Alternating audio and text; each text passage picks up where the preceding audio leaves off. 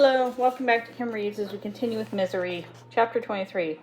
The next evening she brought him the Royal. It was an office model from an era where such things as electric typewriters, color TVs, and touch-tone telephones were only science fiction. It was black and as proper as a pair of high-button shoes. Glass panels were sent to the tides, revealing the machine's levers, springs, ratchets, and rods. A steel return lever, dull with disuse, jutted to one side like a hitchhiker's thumb. The roller was dusty and hard rubber, scarred and pitted.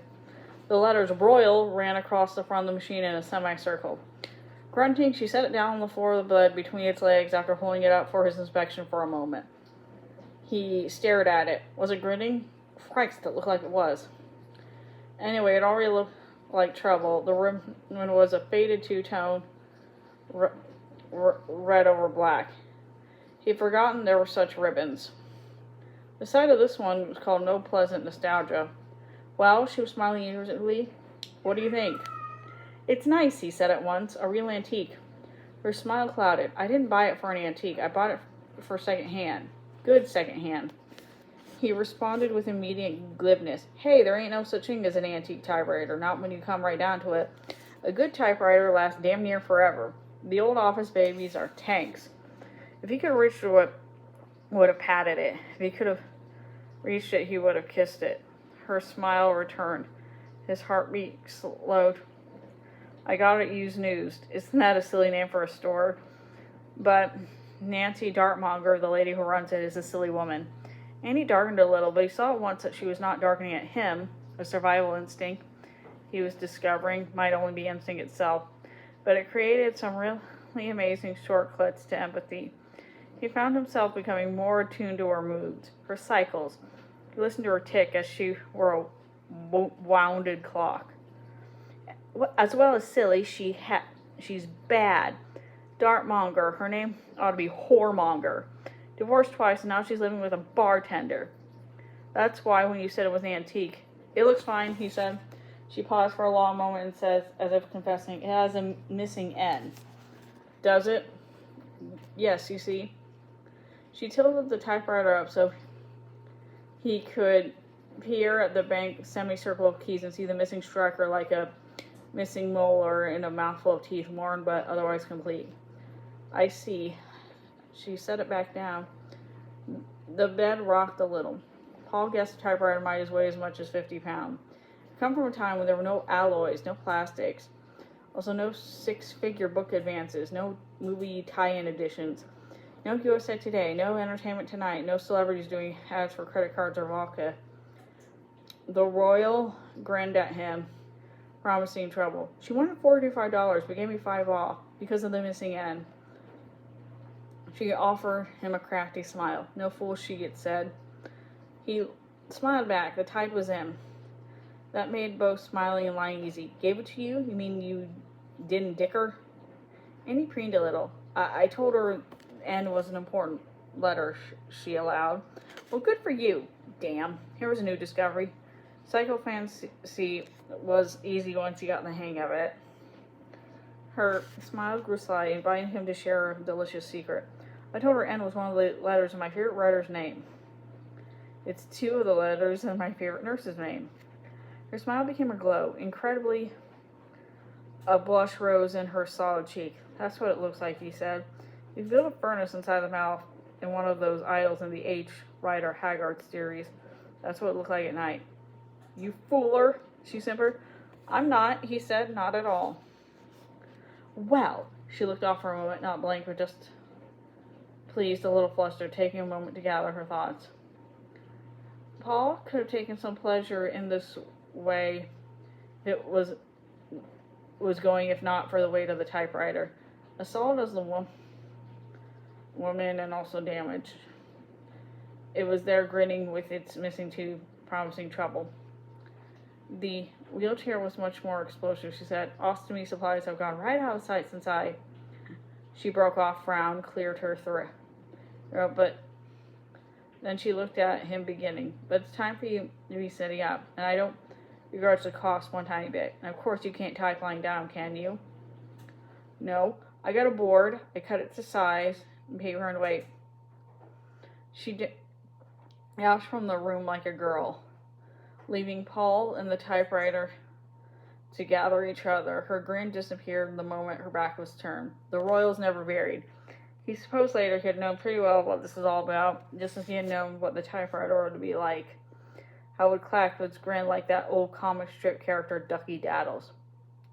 She came back with a package of collapsible bond and shrink wrap and a board about 3 feet by 4 feet long. Look, she put the board on the arms of the wheelchair that stood by his bed like some solemn skeletal visitor. Already he could see the ghost of himself behind that board, panting like a prisoner.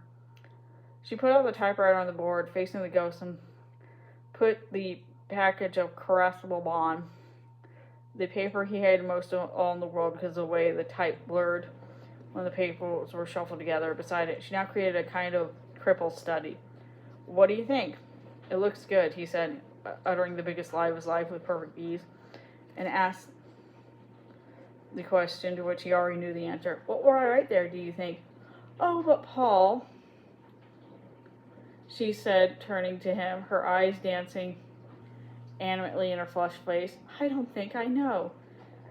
You're going to use this typewriter to write a new novel. Your best novel. Misery's Return. Chapter 24. Misery's Return. He felt nothing at all.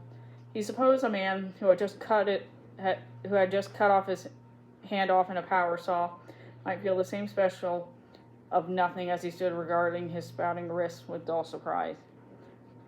Yes, her face shone like a spotlight. Her powerful hands were clasped between her breasts. It will be a book just for me, Paul. My payment for nursing you back to health. The one and only copy of the newest misery book. Of something else no one in the world has, nor how much they might think of it. How much they might want it. Think of it. Annie, Misery is dead. But already, incredibly, he was thinking, I could bring her back.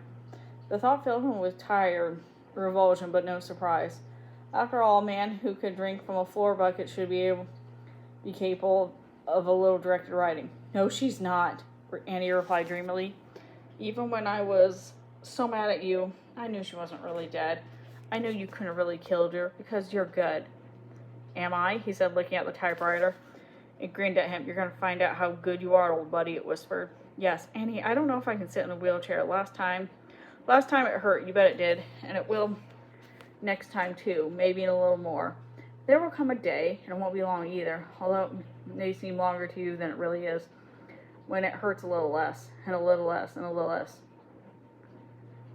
Annie, will you tell me one thing? Of course, dear. If I write this story for you, novel, a nice big one like all the others, maybe even bigger.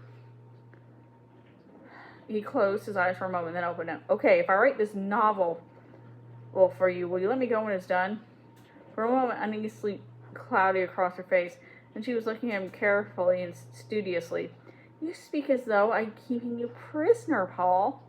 He said nothing, only looked at her. I think that by the time you finish, you should be up the stage of meeting people again, she said. Is that what you want to hear? That's what I want to hear, yes. Well, honestly, I knew writers were supposed to have big egos, but I guess I didn't understand that meant ingratitude, too. He went on looking at her, and after a moment she looked away, impatient, a little flustered. At last he said, I'll need all the misery books if you got them, because I don't have my concordance. Of course I have them, she said. Then, what's a concordance? It's a leafy binder where I have all my misery stuff, he said. Characters and places, mostly, but cross-indexed 3 or 4 different ways. Timelines, historical stuff. He saw she was barely listening.